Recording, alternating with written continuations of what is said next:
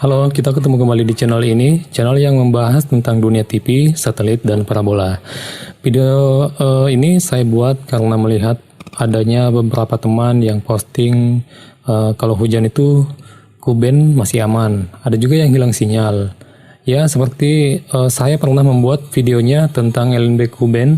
Siarannya kalau hujan begini, pemula wajib nonton. Bagi yang belum nonton bisa cek linknya di deskripsi. Oke? Oh ya, bagi yang belum tahu juga LNB Kuben itu yang mana, LNB Kuben itu yang ini, ya. Ini jenis offset, ada yang jenis prime focus, jenis offset pun ada beberapa jenis. Maksud saya ada beberapa bentuk, ya, sesuai juga dengan LNB-nya itu yang cuman untuk satu TV atau dual output atau lebih dari itu, ya. Selain itu ada LNB C-band namanya ini. Ini kotor nih. Saya ambil di gudang. Ya, LNB C-band yang ini, LNB S-band yang ini. Ya, yang dipakai sama Indovision. Yang sekarang MNC Vision. Ini kotor ya, dari gudang saya ambil. Untuk lebih jelasnya bisa lihat videonya. Saya simpan linknya di deskripsi. Oke, video ini saya juga kutip dari situs terpercaya yang membahas tentang pita frekuensi Kuben dan juga tentang sinyal parabola hilang saat hujan. Ya, link situsnya juga saya simpan di deskripsi.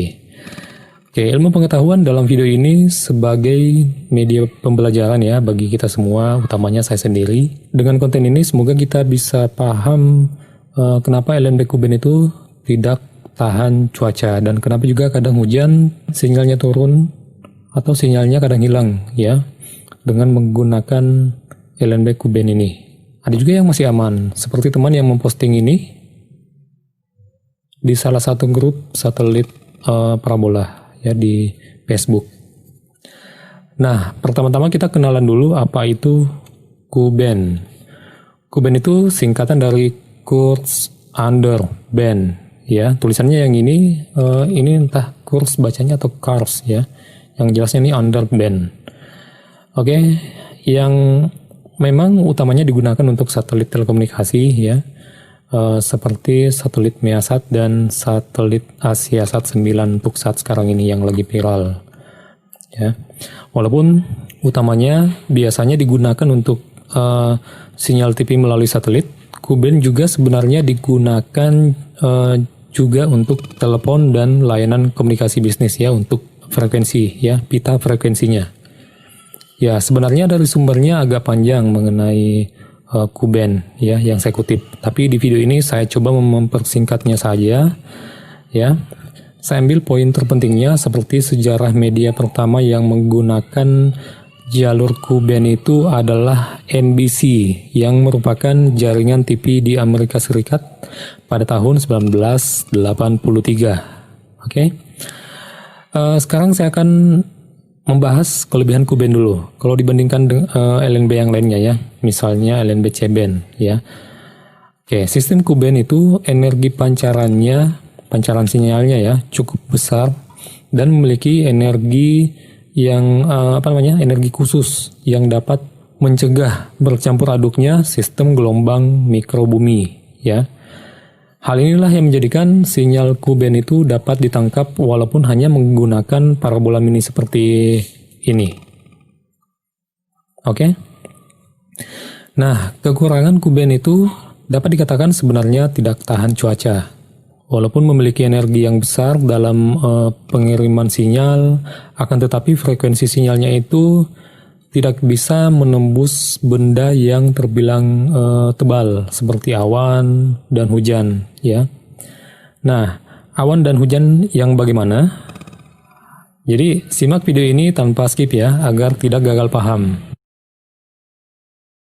Jadi sistem Kuben itu memang biasanya terganggu akan cuaca seperti mendung lebat atau hujannya sangat lebat ya.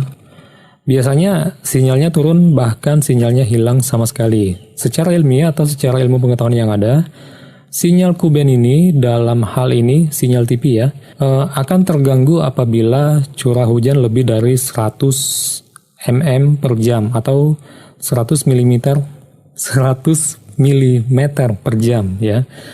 Nah, intinya itu kalau misalnya hujan pas di langit atas kita ya, atas kita berada, tapi di wilayah bagian satelit berada curah hujannya tidak lebih dari 100 mm per jam. Hal inilah biasanya teman-teman dapati hujan tapi sinyal TV masih aman ya. Tapi bisa dipastikan ada penurunan sinyal walaupun penurunan sinyalnya itu terbilang dikit saja. Kalau misal hujan tidak turun tapi mendungnya sangat lebat di wilayah bagian satelit berada, maka sudah dipastikan sinyal TV hilang atau lost sinyal ya. Atau mungkin sinyalnya turun, betul-betul turun, sangat turun ya. Ini bagi pengguna LNB Ku-band ya, sekali lagi. Ada juga kadang mendung dan hujan, tapi sinyal hanya turun beberapa persen. Itu kemungkinan di wilayah bagian satelit berada memiliki mendung yang masih bisa dilolosi oleh sinyal Ku-band ini, walaupun tidak maksimal ya. Oke, selanjutnya hal ini sebenarnya distilahkan dengan rain-fed ya, di mana terjadi penyerapan gelombang elektromagnetik oleh awan mendung atau awan hujan ya. Untuk di negara utara dan selatan, misalnya di Rusia, misalnya di Australia bagian selatan, hal ini juga berlaku penyerapan gelombang elektromagnetik oleh es dan salju ya.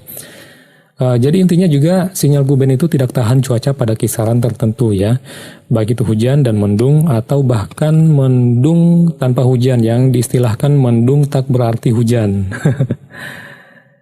Nah, dari penjelasan yang saya sudah bahas, itulah mengapa di Indonesia pemerintahannya Indonesia ya, masih membiarkan penggunaan parabola besar menggunakan LNB C-band yang pita frekuensinya tahan terhadap cuaca yang ini ya, LNB C-band.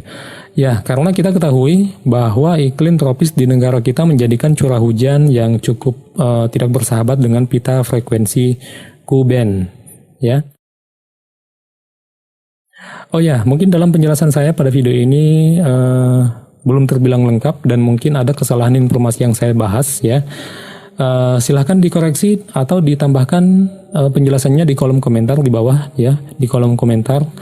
Jadi lebih dan kurangnya mohon dimaafkan saja. Silahkan subscribe channel ini, aktifkan notifikasi loncengnya, like dan share ya, bagi Anda yang ingin mendapatkan konten yang informatif berikutnya mengenai dunia TV, satelit, dan parabola. Seperti biasa, saya ingin bilang kita ketemu di video yang lainnya.